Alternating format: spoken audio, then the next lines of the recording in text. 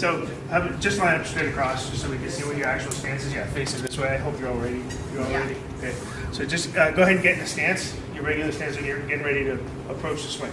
Okay. Now, everything is pretty much consistent, right? Everybody's in the batter's box with a fairly athletic stance, on their toes. The weights are on their toes. A lot of the weights on their back foot, right? So they want to keep that weight back there and want to set up. How they set up typically? A lot of girls like Lexus. I prefer this where your elbow is midline, like right through the middle. Kimmy and Jess have it more towards their front hip. Also fine, what you don't want to have is you're way back here. You don't want to have them like way over here, right? Everything needs to be right here in an athletic stance. You guys don't know. You don't have to be managed on that. So, but there's also an approach to your at bat. Every time you go up to the plate, what are you thinking? Hit the ball. You want to swing. You want to swing. Don't strike out. But hey, number one is you want to swing. Yes attitude, right? You want to be yes attitude. You want to swing. Yes, I want to swing. We run into this in minors all the time. The girls are just going to sit there and wait for the coach to come out and pitch. We don't want to see that. T-ball is not as important, in terms of them getting ready to hit. We are going to use the tee almost exclusively a lot of this time for the drill, for the tee, for the hitting part of it. So what I do is when I set this up, is I take every ball that I'll use in this clinic will have a dot on it. Every single one will face the dot here, back towards the hitter, and they'll approach their batting stance. So they're going to go ahead, Kim, go ahead, or anybody else. Jess, get it. Like you're hitting that way. Yeah. Yep. So what we'll first start off is they'll come down, they'll line up the bat to try to touch the dot, just kiss the dot, and then bring it back, and then take a full swing. Ian won't be too happy about that. So they'll just get in, line it up, bring it back, and swing. It just keeps them moving to at the same time instead of being a statue. They don't want to be a statue in the batter's box. That's the last thing you want. Another drill that we're going to end up doing is we're going to have a 2T drill. So there's going to be another T literally directly behind here. I should have brought them both in. They're in my truck. And it's going to be the same height. And the whole point of that is to get the bat into the zone as quickly as possible, but not like sway. Now you don't want to come down and then all the way through and swinging up. Right? We want to have a level swing. So just take a dry swing off the top of the tee. So I don't care if you hit it. So we'll have them set up just like Jess is here, and some sort of audio signal, and then I'll take a swing. So as Jess's bat ends up in the zone way back here. Okay, and then she swings all the way through and hits that ball all the way through. Okay. Most important thing is when you get in the batter's box, if you wait on your back foot, without a whole lot of effort, they should be able to lift up their front foot, right? After you load? No, I'm saying after, once you load, like you're getting ready for the pitch, right? You should be able to lift that foot up just a little bit without much sway. And what you really don't want to see girls doing this, right? So they want to keep weight here, and when they transfer, they're still kind of in the same spot. So go ahead. So I'm just going to put my hand right where her back hip is. Go ahead. Yeah, take a swing. So she moved maybe 6 to 10 inches tops, like from back. That eliminates the whole sway of girls trying to hit the ball when it's way out here. You see a lot of girls who take a huge step forward and try to hit it when it's way out here. You want to hit it right between your hips, a nice compact, get it in the zone, and swing through. There's a couple other swings drills that we do. If girls are having a hard time moving forward, girls are having a hard time, they're really stationary. So if girls look like this and they swing like this, I actually have them start back one step just so they can figure out how to move forward. So now the front foot's where the back foot would be. They're going to move this up forward and then step and swing. Okay, gets girls moving forward and it teaches them to keep that foot still. They're here and bang all the way through. Okay? So that just promotes everybody to move forward. How much of the swing mechanics are we going to get as far as? Unfortunately, I saw a lot of coaches, myself included, when I first started coaching many years ago. I taught how I was taught, which was elbow back and all this stuff that's just completely wrong now, right? Back to a compact swing now that I will look at everyone's stance, and people who are working with me, Jeff will probably with me a lot of times. We're going to look at your stance from the get-go, which is why I had them set up. All three of them set up almost exactly the same. Bats are in a little similar positions, maybe a little bit different. That's fine, but I will correct the stance every time they go to swing. Okay, that's really the more important thing. Correct the stance. If they're sitting here like this with the bat on the shoulder, nope, hands up. Yeah, how quick, before they take any swings, that's where they're gonna be, like, every single time. And they're gonna step and swing, okay? We'll make sure that we'll focus on the stance, focus on that athletic position. Yes, we wanna swing, and getting that bat into the goal as quick as possible. Really, when it comes to swing mechanics, like Tom was talking about, every girl is going to be slightly different in how they get into the box and how they stand. The key is once they get to toe touch, what they look like. So every swing, when they get in the box, like Tom talked about, was, you know, just might look different than other girls. Sorry, I was such a big name here. Brandon, this is not working, but just would be different than Kimmy, that might be different than Lexus. But when they all get the toe touch, if you guys want to go from your stance to toe touch, you'll see they'll look, they should look pretty much the same, right? So if you go from just do low and then do toe touch. Okay? So pretty much their stances are the same. The butt is of the bat is going to be, you know, slightly downward, should be pointing to the catcher, Kitty, right? That's where it should be, right? It should be pointed towards the catcher, right? There you go. So that's how it should look, right? Just like that. They're not on their balls. I mean, they are on the balls of their feet. Their heels aren't down, right?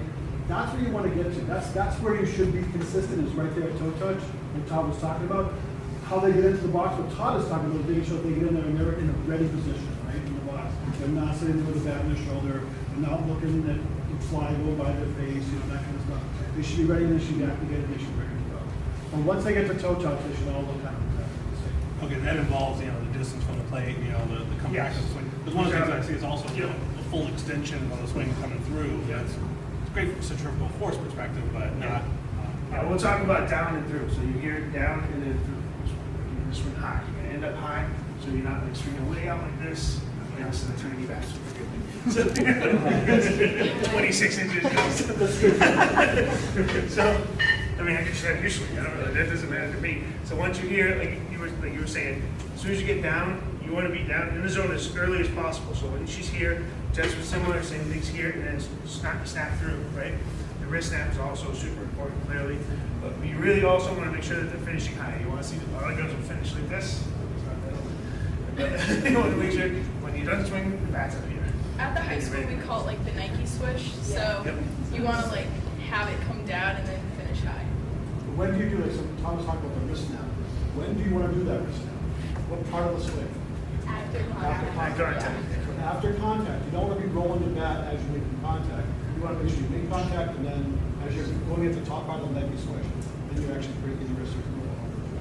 That's why like knocking knuckles, we say like line up your knocking knuckles, because if you palm the bat, like you don't really have that like leeway, but if you have your knocking knuckles lined, it like gives you that flexibility. Also, one other important thing, at contact, the girl's arms should be fully extended. So when I go to contact, my arms are still for the most part bent, and then you push through. But I know some girls will like get there and like this is their contact, but that just takes away all of your power because most of your power comes from staying on the ball longer. So if I'm here, I can better push through the ball rather than just like tackling. So a little bit different than baseball swing. So we used to teach you baseball. That's why it's a little bit different. But another thing we'll do also is we'll swing one-handed. We use top hand and bottom hand. You use the same tee. You do the same thing. You keep your hand in here, line it up, and then snap through. Same thing with the left hand or right hand. You're going to snap through. Same thing. Okay. Use a smaller bat with that. This is a T-ball bat. 7-year-old uses it. 10-year-old girls can use something like this for one-handed. I actually have one of those little wood bats, those little toy wood bats that I use for the little kids. They can use that too. And this thing, all these drills we're talking about here, there is no age, right? It's whenever they can hold a bat in their hands, get a bat in their hands. Whenever they can step in the box, get in a box. This is not an age-appropriate swing. Like, you know, what we teach here, I've been teaching, again, like I said, for a lot of years. It's not something that you have to worry about that my 5-year-old can't do it. She can do it. Just give her the right size bat. You know, that's all it is. You don't want to give her a 30. You don't want to give her a Lexus's bat and expect her to do it because she can't do it. But if you give her Todd's bat, I guarantee you, you know. I've been hitting for obviously a long time. I absolutely love hitting, but I clearly changed my entire swing like since high school season. One thing that I learned when I was little, squish the bug. Don't do that. Please don't squish the bug. It is not good at all. It just causes your hips to already rotate and you lose all that power. So like at the high school, we just learned like after your toe touch and you bring that down, this one like pinches. So we call it like the pinch. It's really uncomfortable, but after you get here, it allows all of your weight to transfer forward. So I mean, the squish the button language was a really, a great idea for a long time because it was trying to teach the girls how to get their hips into there and get activated into the zone. The problem that happened was, over time, the squish the button became, oh, I'm just going to turn my hip, and that's all it was. And it's not really doing what it was intended to do, right? What Jess just described is what the intention was to get your hips into your swing and to get your hips trailing behind your arms, right? So you rotate through your swing at the right time. What girls were doing, and even boys for that matter, they would just do this, and there was really nothing else happening, right? So that's why we try and eliminate that language. The concept is still there, that you want to get their hips into the swing, you just don't want to say spin your foot, right? Because then they're really just spinning their foot, and they're not actually doing the drill they're supposed to be done. And also, when you spin your foot, that usually causes your hips to open, which leaves the whole outside part of the plate. Like you can't touch it; you're already through. So making sure to stay close, not like squish the bug. Make sure you can get the whole zone from like the very inside pitch to the very outside pitch. Todd, can you just demonstrate where you want the girls to set up on the tee? Because I know that should be an issue. I mean, this is what I do. It's not necessarily could be the right way or the wrong way. How I have them set their front foot up, their front foot is usually at the back angle right here. Okay, so that even with the ball, essentially right now, when they go to set up, I'm not sure. I mean, Yeah, so what we do at the high school is we actually put a plate behind the tee. Yep. So like, with these kind of tees, it looks like that's the plate, right? You see the plate, you see the tee right in the middle of the plate. Girls nobody should hit the ball right in the middle of the plate, right? They should hit the ball in front of the plate. So we actually, and Coach JB and I are really tight on this, they never hit off a tee unless there's a plate right on the ground. So they never ever do that. So you can move the tee around like Todd talked about. You can move the tee to simulate a late swing, like the ball has got into them. You can move the tee this way, you can move the tee that way, you can move the tee here, like you can do whatever you want, but they always line up on the plate, right? Not this plate, but the plate that actually be back there. And I do have home plates that we're gonna bring, that I will be moving the tee around on top of the home plate to teach them the inside and outside swings and stuff like that. So it will sit on a home plate. I only had so many hands. So other than that, I don't know, anything else you wanted to add or inside, outside swings? Go, Kimmy, go, Kimmy. You died So, again, a thing like to prevent, like, you know how like girls go like this, like swing? The thing is, like, we do at the high school is that we call it the chicken wing. It's to keep our like arms back and like inside, so it makes the ball in contact better. It's like a chicken wing because like you put one wing and then you like go turn it. Turn facing that Yeah. way so they can see. So facing the tee. Oh, it's like Watch out. use. she's not. It's gonna be swings. It's like you move this arm, then this arm moves back. It's like a chicken wing, like that. So it allows the ball, like the bat, to move forward instead of going all the way out. Hand travel. Yeah. Oh. And hand travel, it's like you would always go like towards instead of like over here or over here. It's just through it and like you extend it towards the pitcher and let it go. What Kimmy's trying to describe is like keep your hands inside the ball. So if this is the ball on the tee here, we talk about the chicken wing like she was just talking about. You want to make sure your hands stay in here as long as possible until you get to contact and not go knob to ball, right? A lot of people did that. I did that for a lot of years. I taught girls to go knob to ball. You want to actually go knob to inside the ball and then let your hands get through and then extend at the end when you make contact. And to help with that at the high school, this makes them kind of nitpicky, but we set our balls up on the tee a certain way. So the way Railroad that, tracks. You ready to show railroad tracks? yeah. So we set the ball up like this on the tee. So if this was we would set it up so that these almost look like railroad tracks. And as a hitter, our goal, so say I'm hitting this way, our goal is to hit the inside track, which will allow us to stay on the ball longer and get more power behind it. So yeah, it's just a little tidbit to like help everybody stay on the ball. And like Jeff talked about having that dot, so that we would have that dot set up so they would actually go for that dot. Right. So that would be Turn it a little bit inside so we can see it. right? Which is visual, trying to give them visual cues. That's pretty much if we're hitting it, we're limited to indoors, so.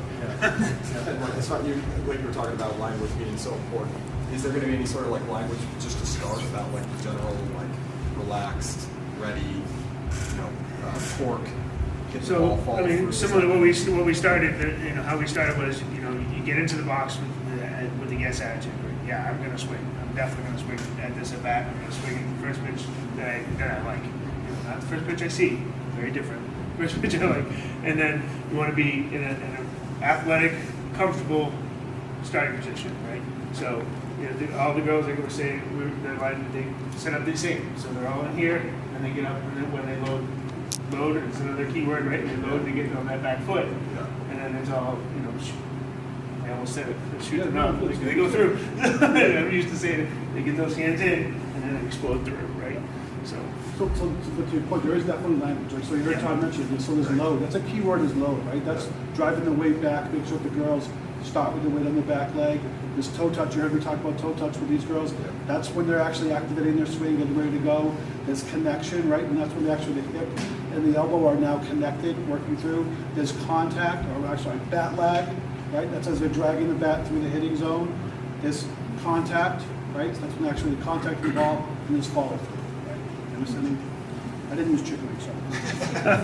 But those are There's a common, lot of good terms. yeah, those are common buzzwords. It's a common language throughout all of the game, right? They use those, like you'll hear that constantly with any kind of coach, and you guys should pick that language That's what I was up. wondering, if that's going to be taught so that the girls are hearing the similar language. Absolutely, Absolutely. absolutely, yes. And yes. also that's like key because I could be hitting on the other side of the room and I could hear Coach Jim be like, fix your load or fix your chicken wing, and I know exactly what he's talking about and how to fix it. So having that language be universal is like key to communication because everybody's always on the same page with the same coach. It's just like with fielding, like when you're in a relaxed position before you get to that, right? Position, it's Right. not the same. Yeah. It's important for them to understand when they get up there and they're like ready to go like this. You'll hear that, and I think you probably heard it in every single one of the people that talked tonight was everything you're in an athletic position. You're never just standing still, you're never on your heels, you're always on your toes, and you're always engaged and getting ready to fire. Right? So, never stand still. In the case of Lexus, I'm usually saying good chicken wing or great load. And I said that in jest, but I really want you to hear that. Positive is just as much as negative, right? You want to make sure that you don't always be negative. You want to make sure that you're not always correcting. It's okay for the girls to not do it right. And let them not do it right? It's okay for that. Don't constantly be on them to say, hey, fix this, fix this, fix this, fix this. Because you guys know as well as I do, that just gets old real fast, right? So you got to fill the bucket before you empty it, right? You can't empty an empty bucket, right? So you got to make sure you fill it up. So let them do it, let them fail. It's okay, right? Take some time, let them go do something else, and then come back to it, right? Don't always be on them rapid fire, pep, pep, pep, pep, pep, pep. And it's not very productive for the kids as they try and learn, right? So it's okay to let them fail. At a younger level too, like teaching the pitching clinic for the past 2 years, like you see, like especially the really, really little girls, like they don't know how to pitch a ball, but like you like encouraging them, saying like good job, like try again, like you got it, like it actually makes them do better, like better than you being like, oh, like fix this, fix that. It's more like encouraging. So